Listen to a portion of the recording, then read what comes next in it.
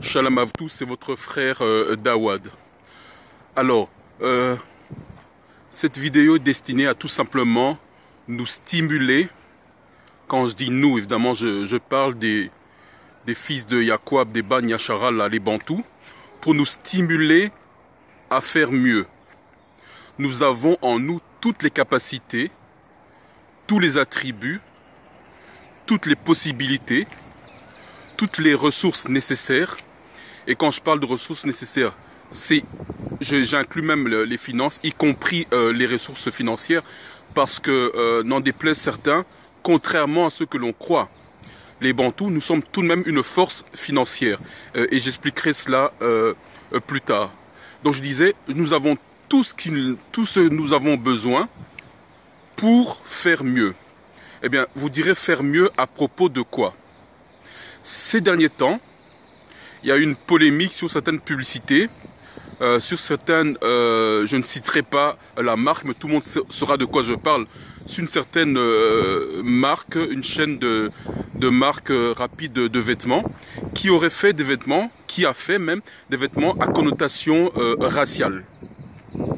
Je ne cite pas cette marque, mais on retrouve également aussi sur Internet des marques ou bien des organisations qui vendent des articles à connotation raciale.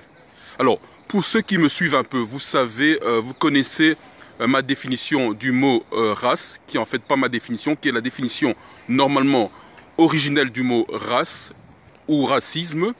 Le racisme n'est pas forcément une mauvaise chose. Ça, j'aimerais être bien clair là-dessus.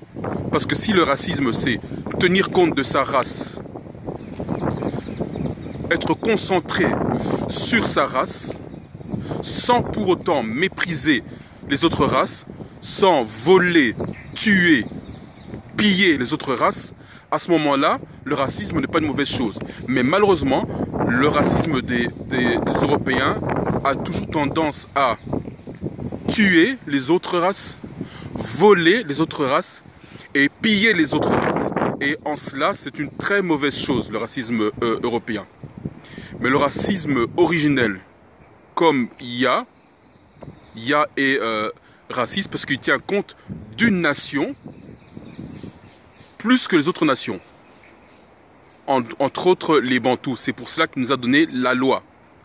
Pour que nous puissions être un exemple et partager cela aux autres. C'est pour ça que l'apôtre Jean pouvait dire, je suis de la race, de cette race-là.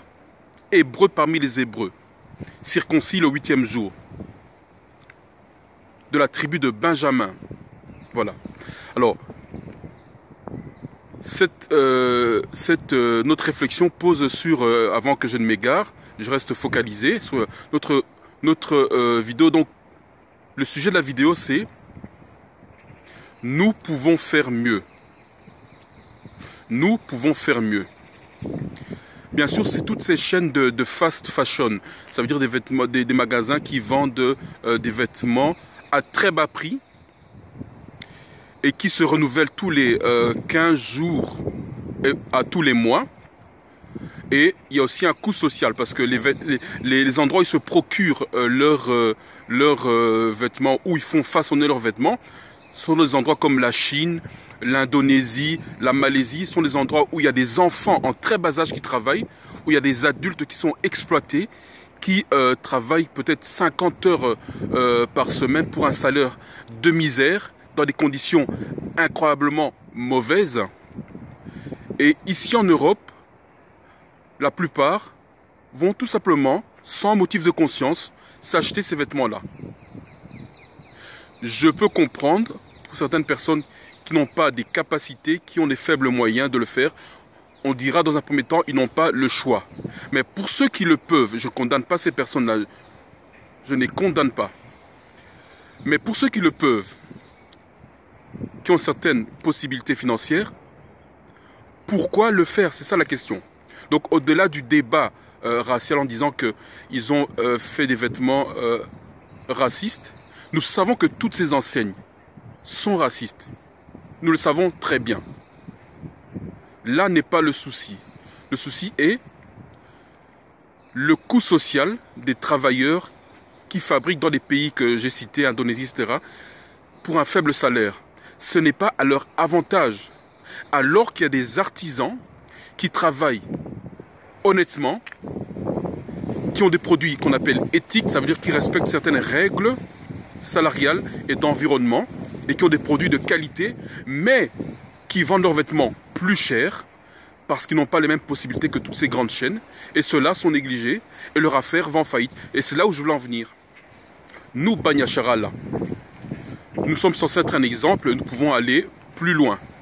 Donc je challenge chacun d'entre nous, ceux qui le peuvent évidemment, ceux qui ont la possibilité pour le faire, d'acheter des vêtements dits éthiques.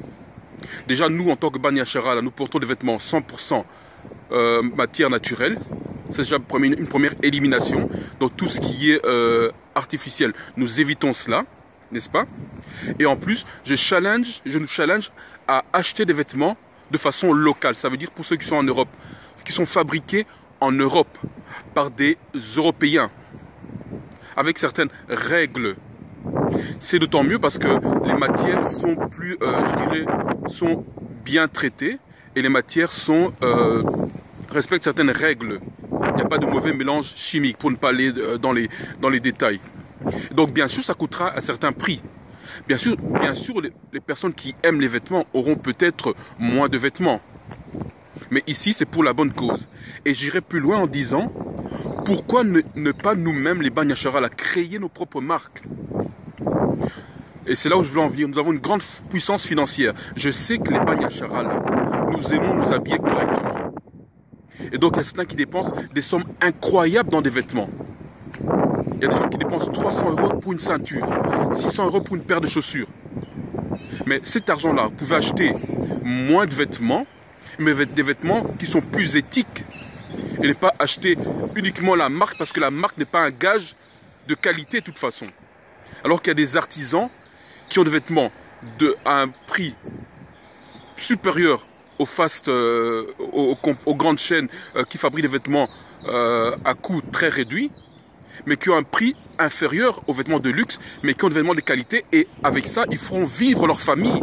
Ils feront vivre leur famille. Donc je challenge tous les Banya Chara, je nous challenge. Ceux qui ont des capacités, qui savent coudre, qui ont de l'imagination, qui ont du style. Pourquoi ne pas façonner vos propres vêtements? Pourquoi ne pas créer votre propre marque? Nous achèterons vos vêtements. C'est ce que nous désirons.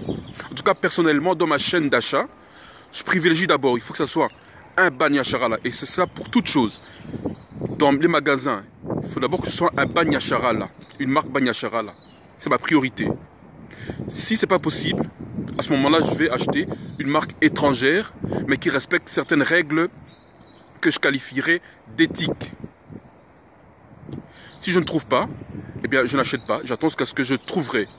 Mais il est hors de question d'acheter dans des magasins qui exploitent ce qu'on appellerait les petits peuples ou les petites gens.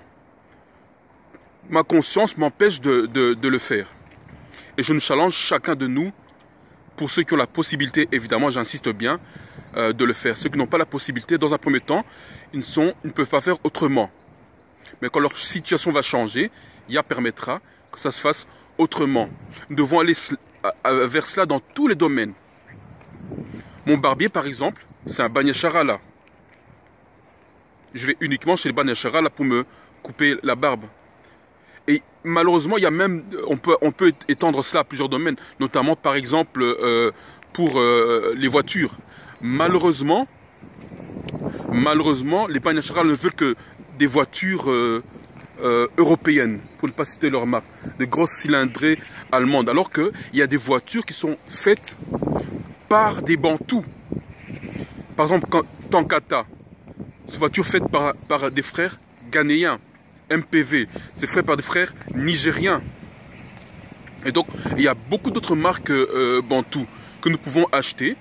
Bien sûr, ici en Europe ou en Occident, c'est difficile de les exporter parce que les coûts seront élevés puisque les Européens vont taxer cela. Mais pour ceux qui sont en Afrique, et je suivais un reportage, ils disaient eux-mêmes que ceux qui sont en Afrique n'ont même pas confiance en leurs propres produits. Il ne faut pas que nous en arrivons là. Ça doit être différent. Et donc cette vidéo, c'était pour nous challenger à faire les choses de façon totalement différente. Aidons-nous, lorsque vous voyez un frère Banyachara là, qui a une affaire, eh bien, nous pouvons aller chez lui, être ses clients, comme ça il pourra faire vivre sa famille, et comme ça, nous pourrons nous entretenir les uns les autres. Et à tous je dis, Shalom.